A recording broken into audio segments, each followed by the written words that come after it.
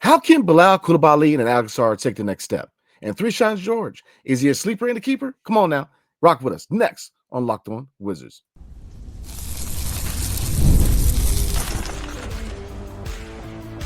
You are Locked On Wizards, your daily Washington Wizards podcast, part of the Locked On Podcast Network. Your team every day. What's good, everybody? It's your boy Brandon Scott again, aka BScott, my guy Abdullah, aka AB. And we are both credentialed members of the NBA community and your hosts here at Locked On Wizards. So, look, tonight we're going to grade and look over the games of Bilal Coulibaly and Alex Sarr and wonder how can they take the next step in their development. And then we're going to do a grade for 3Shawn George. Is he a sleeper and a keeper? Because that 24th overall pick looks like he is definitely a sleeper in this past NBA draft. So, AB, let's start with Be Cool, man. And like I said, Be Cool started coming to his own offensively in the beginning of the year. Then, obviously, with Kyle Kuzma come back from injury, really, took its toll on his development. After the deadline, we saw some glimpses, and then he got hurt. Second year in a row, and he got hurt. So, how can he take that next step in his development? And what were some pros and cons in this past season? And what is his grade for the season? I think offensively, got to be more consistent. I think that motor. We saw some highs when it comes to the beginning of that first half of the season, and I think the injury obviously ended his season again. But I think if you're Bilal Coulibaly, year 3, we want to see that jump offensive, because if not, then you're going to look at some other guys that can score on the wing, and some guys in this draft, some kid out of Rutgers who could potentially take that role out of him. So I think defensively he's already there. I think he's shown why he can be an elite defender in this league. I think offensively he just needs to be improved, make consistently 20 points per game is, I think, what we're looking at from the young guy. And again, he's young. It's going to take some time. He fits the timeline. And if you're the Wizards, I think the jump shot, it's a little flat at times. I don't know if it's just me, B, but there are times where that jump shot needs to be in better improvement. Today's NBA got to learn how to shoot. And grade-wise, I'd give him a B just because defensively he's already there. And offensively he took some strides. But I think Kyle Kuzma taking a lot of those shots kind of ruined his development that first half of the season, where once Kuzma came back from injury, like Bilal was just nowhere to be seen. And it kind of sucks because some days he'll be very involved offensively, but then some other games where he barely puts up a couple shots. So to me, it's just finding that rhythm. And hopefully this offseason he puts some work in. And I think he'll make that improvement come year 3 offensively. Oh, I agree 100%, man. I definitely think he's going to put the work in the offseason because he's known to be one of those work ethic guys, man, amongst many work ethic guys on his squad. What can he do to take the next step in his development? Well, obviously, a consistent mid-range and three-point game. Once he finds a consistent mid-range and three-point game, he's money. Defensively, he's already there. He's already at all defensive team level defense, in my opinion. I mean, he's a dog. He's a guy that you sit out there and to guard the best player on another team. He's the best defender, and he's that guy defensively. I mean, he's just high level. He's box office. But offensively, you saw glimpses in the beginning of the year. Saw him, obviously he can put people in the post, he can attack the basket, but you saw mid-range, he did work on his ball handling, and that, which is, when I asked him at the exit interviews, I asked him, or it wasn't me, it was Joshua Valdez, and he asked, what can you improve on? And he said, look, I need to work on my ball handling, but he also knows he needs to work on the shot. Now, somebody else asked, is it a technique? Is it in the mechanics of his shot? He doesn't believe it's mechanics. Now, I kind of do as far as the arc of the shot, but he believes it's just a confidence thing. So, I mean, you can kind of 50% agree with him. I think confidence will add a lot to his capabilities as an offensive threat. But I definitely think you need a little more arc in the shot. Because to me, like you said, AB, it's kind of a flat shot. So, confidence, we saw that he could definitely make the shot with confidence. But to me, I like to see him move from the inside out. Definitely continue to attack the basket, get to the free throw line, definitely continue to hit the mid-range, because while the mid-range shot is not as glorified as it used to be, there's still players who utilize that shot. I think it's still an important shot for a player to have in his repertoire. So, Bilal Coulibaly, I think that he could definitely be a star. But here's the thing, and this was a question I kind of talked with somebody today about, which is what's the expectations going forward realistically? If you're thinking that Bilal is going to be a number 1, 2, or even a number 3 scorer, then I don't think that's realistic, because I mean, you do want to see him step it up offensively, right? But he's not one of those guys where you're going to depend on him to be the first or second scorer on the night. And it is what it is, because we know the core of what he provides is the defense. Now, do I think that he can eventually average anywhere from maybe 12 to 15 points a game? Absolutely. I think that I think he compares a lot to OG Anunoby, where early part of OG's career, man, he wasn't scoring like that. He was predominantly a defensive guy, and then he learned to shoot the 3-point shot. And then when people start to take notice of his 3-point shot, he brought his game more inside, and he's a lot more polished player in New York right now. So, I'm with you. I'm gonna give B Cool a B plus because I think that his struggles had a lot to do with Kyle Kuzma and him having such a high usage rate. He was shooting so many attempts, man, where it was taking away opportunities not only for Bilal, from a lot of players. And the day Kyle Kuzma got traded, Bilal Coulibaly gets his first career triple-double just like that. So, again, it just shows the glimpses that this man can have. Absolutely. Absolutely. I agree 100%, man. So let's go ahead and move on, man, because I think we pretty much covered everything when it comes to Be Cool. So I think we both think that Be Cool is definitely going to take that next step, heading into year 3 and put that work in the off season. So let's talk about the Big Eiffel, Alex Sarr, man. Now, Alex Sarr, after 5 summer league games, I'm going to repeat that. 5 summer league games, people were ready to call this brother a bust, man. He responded, got better every single week. It was a pleasure catching up with him at exit interviews, man. And like I said, very, very raw offensively.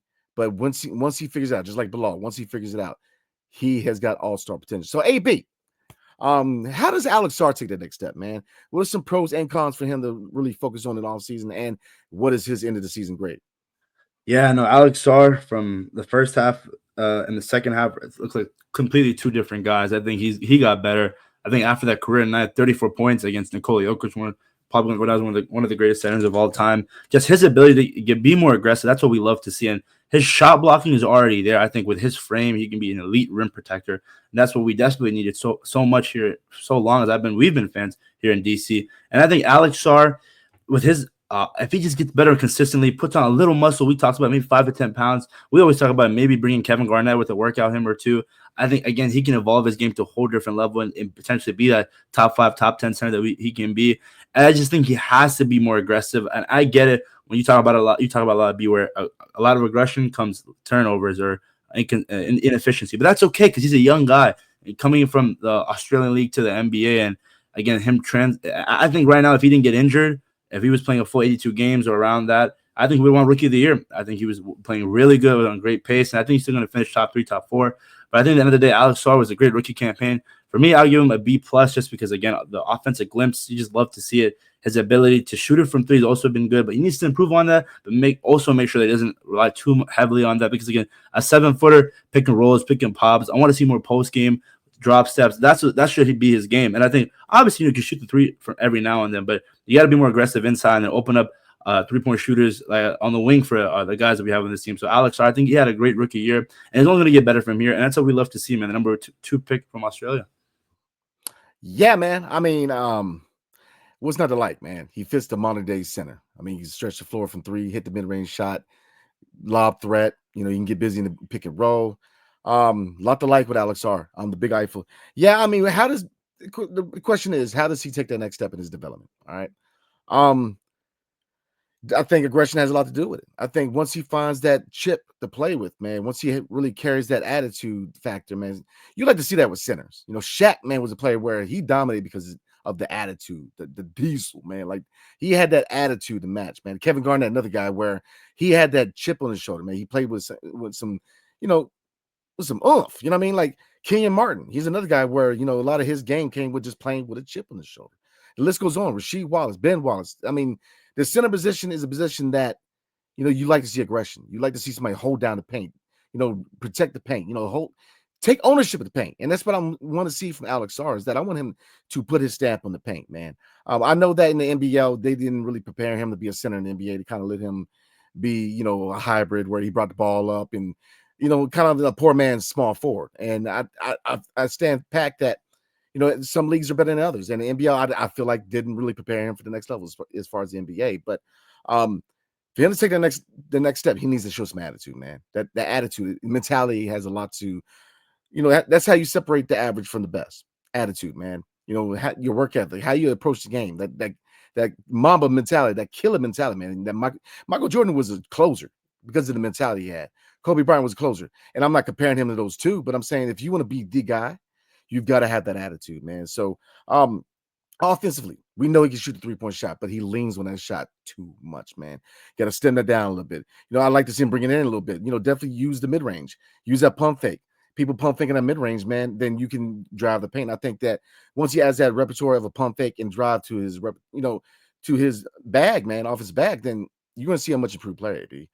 Defensively, real quick before we move on, rim protector, absolutely. You see glimpses of being that rim protector, being that, that guy who can definitely get in to get those blocks, man. But there's times where he needs to box out. Boxing out needs to be the number one priority for Alex Sarr.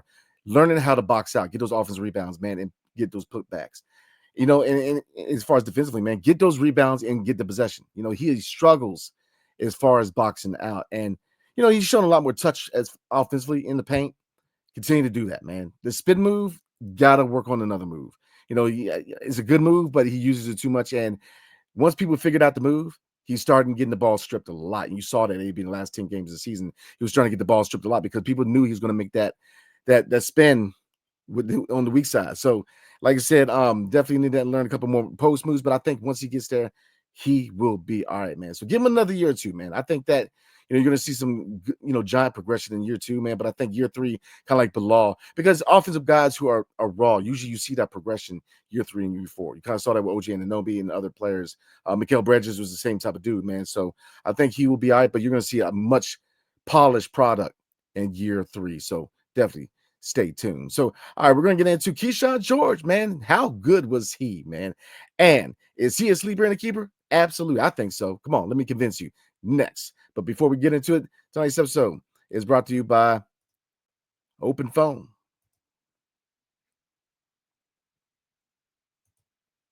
If you're running a business, you know that every missed call is money left on the table. Think about it. When was the last time you had a service emergency? If the first person didn't answer, did you wait? Probably not, right? That's why you need OpenPhone. OpenPhone is the #1 business phone system designed to streamline and scale your customer communications all through an app on your phone or on your computer. And like I said, if you are a small business owner or trying to become a small business owner, you got to have that separation between your personal phone and your business phone.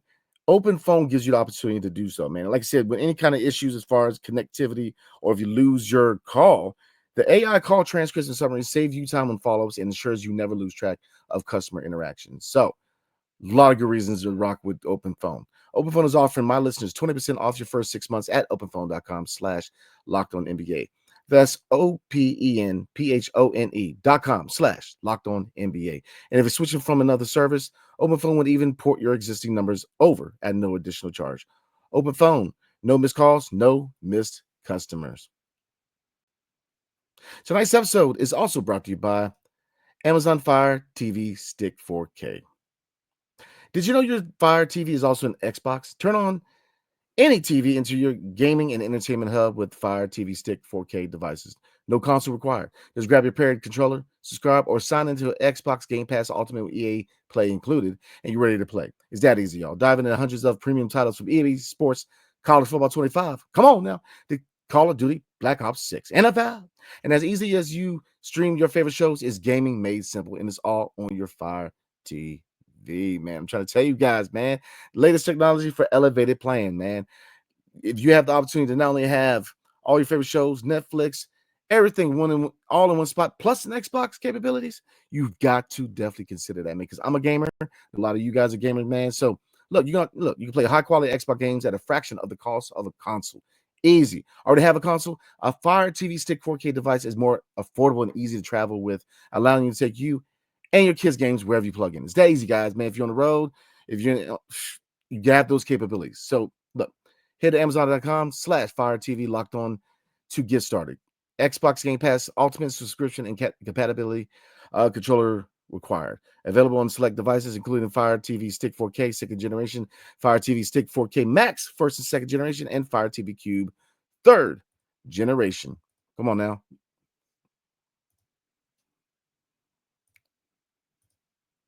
All right, man. Let's get into it, man. So, 3Shawn George, man. Let's get into him. What a season he had, AB. 24th overall pick. Scouting report said he was a sniper, a little more than a sniper. I'm trying to tell you, point forward and a really high level defender. So, I'm not kind of take the same approach with Kyshawn, man, like we did with Bilal and Alex Sarr, because I'm very inquisitive of what his next level could be. So, What do you think the next level is for Kyshawn George, man? And what do you think he needs to improve on in the offseason? Yeah, no. First, I want to say, like, Keyshawn, the improvement offensively, shooting from three. I think he is a big reason why Corey Kispert has one foot out the door in DC. I think he is taking that role in his rookie season. And again, I think his ability to shoot it from three, but I think eventually, I know this is what you talked about. You asked me stuff he needs to improve on. I think taking that game inside, pump fake, take it to the rim, that mid range shot. I think that's what he needs to work on. I think there's a lot of times in the season where he was just too reliant on that 3-point shot, which okay, it's great, but sometimes when you're having a cold night, which a lot of NBA players have, 99% of NBA players do have, you got to take it inside, you got to pump fake, you got to dish it out, and I think that's something he's going to improve on. I think going to year 2 of his campaign in his NBA career, I just think with his ability, his size, again, out of Miami, it's just 24th overall pick. Not many people were talking about him. I remember at one point in the season, I wanted him to maybe go to the Capital City Go-Go's for some development, but I mean, he has shown why he should be an NBA player. And I think if ever need to be a starter, he can go in there, plug and play. And I think whatever role he has in the team, he's going to excel in, because with his size and his 3-point shot making, it's just, I think the sky's the limit for Kyshawn. It's just another, with him, Bub, and Alex Sarr just showing in a weak draft class, the Wizards drafted 3 for 3. I agree 100%. I'll say this. I think that what the future holds for 3Shawn, man, there's a lot to it, because he's not, I don't even think he's done growing yet. Currently have him 6'8". I think is when it's all said and done, 6'10". I think he could definitely play the 4. Where does he fit long term? I think you have to start the kid, man. But where do you start him? And when you add in the draft, you add in the Derek Queen, and then it really gets tricky at that point as far as what your second unit is going to be, if indeed the Wizards see Derek Queen as a potential starter. Because if you look at the second unit, you still got Justin Shimpton, you got Sadiq Bey coming back. So you got 2 guys who can fulfill both of the forward spots. Now, he can definitely play the 1 and 2, but then you potentially have Bub or AJ Johnson. So like I said, a lot of decisions need to come up, because it really depends on the draft, how it affects other players in this team and what their positions are going forward. Because if we address another position, Kyshawn George, man, he can, like I said, when it's all said and done, he can be 6'10" and 6'11". I mean, he's still growing. It's kind of like Bilal. He's still growing. He's shown that he can guard 1 through 4 and even 5 in a small lineup.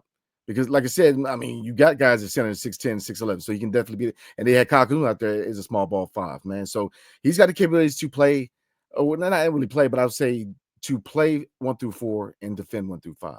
So, Kyshawn George, man, he did well. Like I said, coming out of the draft, I thought he was going to be exclusively a sniper. No, the defense was the part where not only did he surprise me, but he impressed me. I mean, he's a high-level defender. I mean, he is a dog. Him and Bubba are a couple of dogs, man. And nothing against Alex. I mean, even though we do need him to show more aggression, man. And Bilal, you see that kind of dog factor at times, man. And same thing with Vuk. But, Bub and Kyshawn bring that chip on the shoulder, man. And I know the two of them are very, very close. So, like I said, when it comes to the capabilities of Kyshawn George, I see him as a point forward, a guy who can be a secondary ball handler, which I think that it shows that he could be on the second unit or start, because if you put him in the second unit, he's a guy who can run the offense. So he point forward, 2-way 3-and-D wing, in my opinion. The capabilities are strong with him. Now, what does he need to work on? I think just consistency. Learning and kind of like Alex Sarr, not leaning so much in that jump shot. He shoots the ball a lot, and he was starting to put the ball on the floor and attack the basket a lot more. I'd like to see him become more polished as far as scoring in the paint. So if you see any improvement or anything you want to see from him going into his sophomore campaign, I would like to see him become more of a polished paint scorer. I'm going to try to get to the free throw line a lot more. But like I said, I don't have much to say about him, AB. I mean, I didn't say a grade B, but for me, I have to give it an A, because, yeah, again, he exceeded expectations by so much. And I think with his ability I generally think he can be one of the best 3-point shooters in this league, just because he's just a sniper in his rookie year. And with his defensive capability, it's just amazing how we can play on both sides of the ball at that size. Absolutely. I agree 100%, man. Like I said, the future's bright for him. 24th overall pick. So I'm going to give him an A+. He not only did he exceed expectations, but I mean, yeah, he can work on, putting the ball on the floor, but he created for other people. You saw the vision. You saw the passing. You saw the defense. You saw 3-point shooting. You saw the mid-range. I mean, there's not many things he needs to work on outside of consistency and just continue to progress and become stronger, man. But, I mean, 24th overall pick, he played like a lottery pick. I mean, and I guarantee that in a lot of redrafts, he probably is a lottery pick, because he played like a kid and didn't need to be drafted in the top 15, in my opinion. He played well this year. So like I said, I'm going to give him an A+, because I feel like he played at a high level. And I think that when you look at sleepers in this draft, you obviously have to look at Bub, but you definitely have to look at Kyshawn too. Because these two guys, where they were drafted in a quote unquote weak draft. I mean, I'm just saying, AB, in a weak draft, you got a lot out of a 24th overall pick. So just saying. So we're gonna get into what to expect for the rest of the week, everybody, and then we're gonna go ahead and call it a night. But before we do, tonight's episode is brought to you by SKIMS.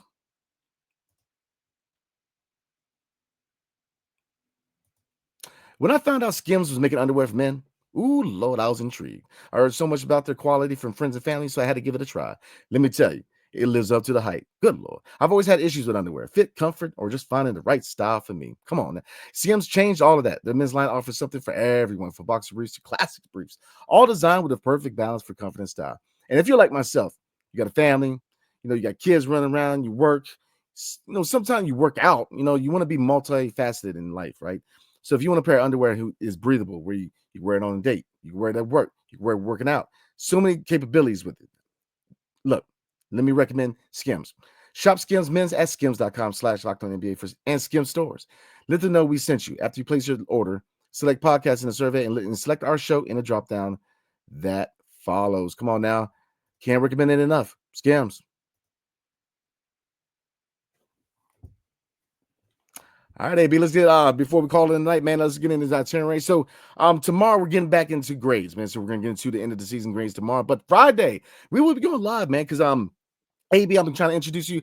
Last year in the off season, I started doing live Friday videos, trying to keep everybody in the loop, man, on Fridays, man. So we're gonna go live on Friday on 7 o'clock, and this is a subject that I know that I already had it in the cover, but a lot of people have been asking for, which is 5 players, superstar players, who could be that final piece for the Washington Wizards when they want to make that move to win the championship. So we're gonna get into 5 players that we both think could be definitely on the trade block or in free agency that could give us be that final piece. So definitely tune in.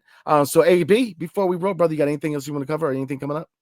No, again, this is great, man. Wizards offseason is going to be exciting. And year 3 of Bilal Coulibaly, Alex Sarr year 2, Kyshawn George year 2. It's only going to go up from here. And year 3 of rebuild, I'm going to expect a lot of improvement offensively, record-wise, defensively, on the glass. And it's going to be exciting, man.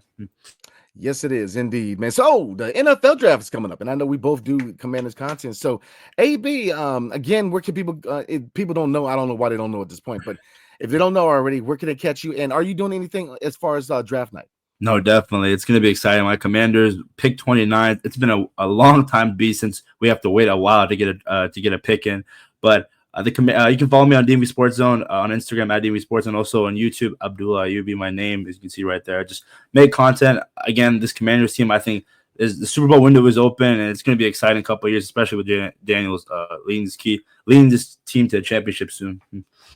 I agree 100%. So as everybody knows, I also do Commanders content at Washington Football Maniacs, man. So we will be going live on draft night. So like I said, again, man, appreciate everybody. We will see you guys tomorrow night. We're going to do some more grades. And then Friday, let's talk about go Grizzlies, by the way. We still need the Grizzlies just to win once, I think, and then we get that draft pick.